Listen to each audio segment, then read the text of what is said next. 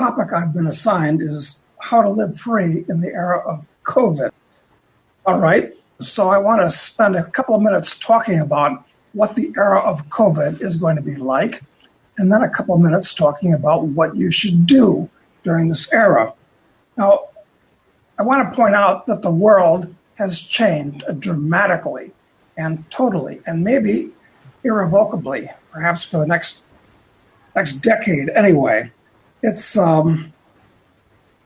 centers around this virus, which I see not as a medical problem, but a psychological problem. It's a matter of mass hysteria on a grand scale. You remember that we've had swine flu and bird flu and the Hong Kong flu and the Asian flu. They come and went. I mean, viruses go viral. They come and go. We've been with them for thousands of years.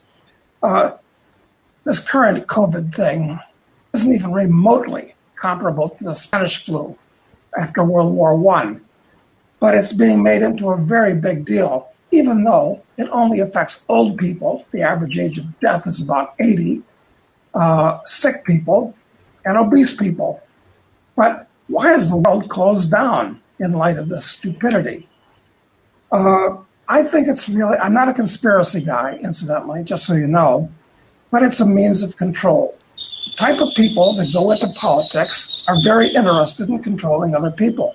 And this is a fantastic way to control other people, much better than the war on drugs or even the war on terror, is the war on a virus, which nobody's even qualified to understand, quite frankly. Among the consequences that affect you and I, it's resulted in a collapse of travel. International airline flights are down at least 75%. I'm not sure when they're coming back, because the people that run the world actually don't like to have all kinds of unwashed tourists obstructing their view of St. Mark's Square and things like that.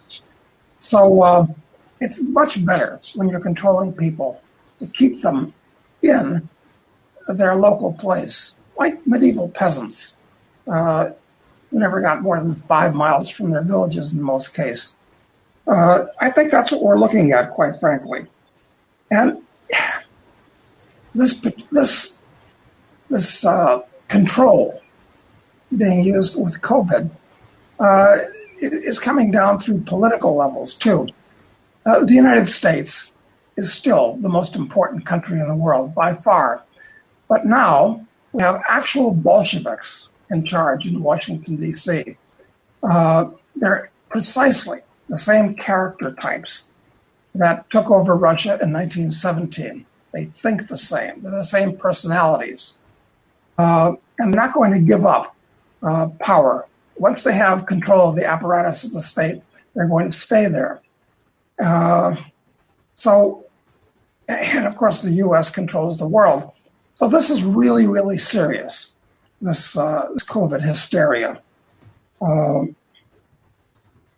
It's, among other things, going to act as a catalyst for the collapse of the economy worldwide. The economy was on the edge of collapse anyway, with gigantic amounts of debt, which some people owe to other people and won't be able to pay back, and inflation, because of course central banks are printing up currency units by the trillions now, supposedly to fight COVID, but really it's just making the rich a lot richer. And it's created financial bubbles all over the world.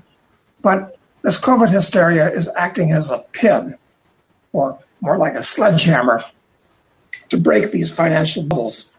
So as things get serious, as the economy turns down in the next year or two, you're going to have all these chimpanzees clamoring for a leader to kiss things and make them better.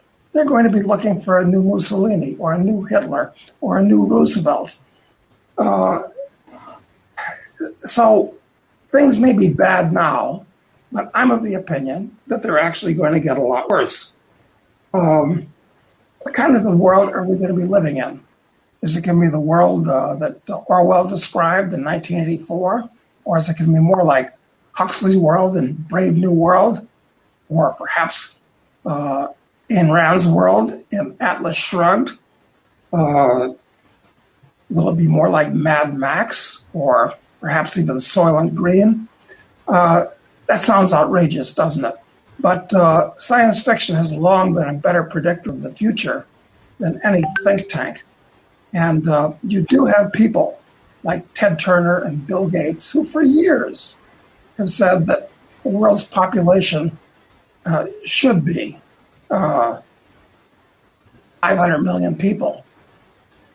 Is it possible that this COVID hysteria is the overture to World War III, which incidentally I believe is going to be a biological war? It's going to have nothing to do with the kind of military junk, F-35s and aircraft carriers and such. That's like cavalry before World War I or battleships before World War II. So this could be a biological overture to World War III, which is mainly a bio war. Okay, so what I'm describing here is a dystopian future. The question is, what should you do about it? How can you live free during this time? Well, it's going to be very, very hard. Just like it was very hard to live free if you were a Russian during Soviet times. Okay, but I'm speaking to you now from a large farm near the beach in Uruguay that I bought some years ago.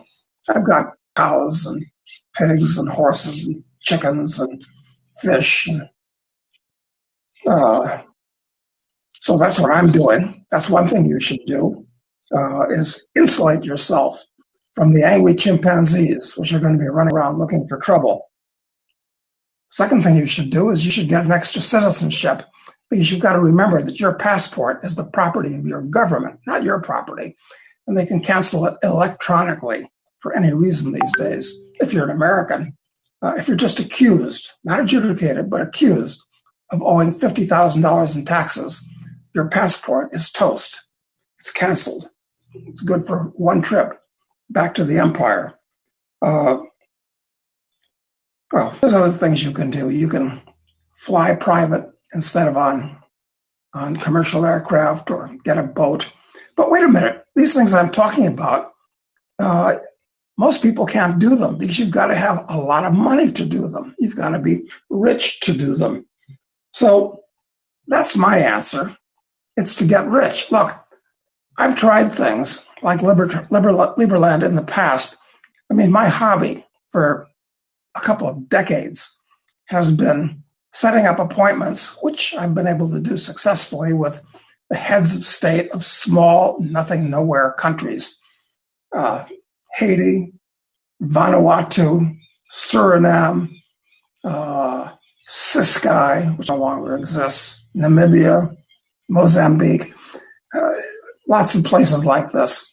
And it was a great adventure for me, trying to convince these people to take their country public and turn it into a new Hong Kong on steroids. Great fun from my point of view, but it won't work. You can't make an intellectual sale to governments to get them to do non-crazy things, because the people that run governments are generally psychotic, or at least sociopathic. So based upon what I've found in my hobby and what I've found thinking about this subject, it comes back to, once again, you've got to be personally rich. That gives you, that's your best shot for insulating yourself from the problems that are going to be coming up in the years to come. And incidentally, libertarians have traditionally been poor as church mice. Libertarians are much like Karl Marx that way. And Mrs. Marx once said to Karl, stop writing about capital and get some of it. And that's the problem with libertarians. They talk the talk, but they don't walk the walk. But the ascendance of Bitcoin has created lots of libertarian billionaires and centimillionaires. So my suggestion, in addition to what I've already mentioned, is to tap in to ultra-rich libertarians and buy a province from a third world country that needs the money. Or third world dictator that wants even more money, and use that capital to make the place into a new Hong Kong. That is actually the answer for the short run. We can talk about space colonization and so forth, but that's the distant future. So, bottom line, you want to live free during the time of COVID, get rich. And don't just be rich personally, maybe get together and buy someplace and turn it into another nation state, but a proper one.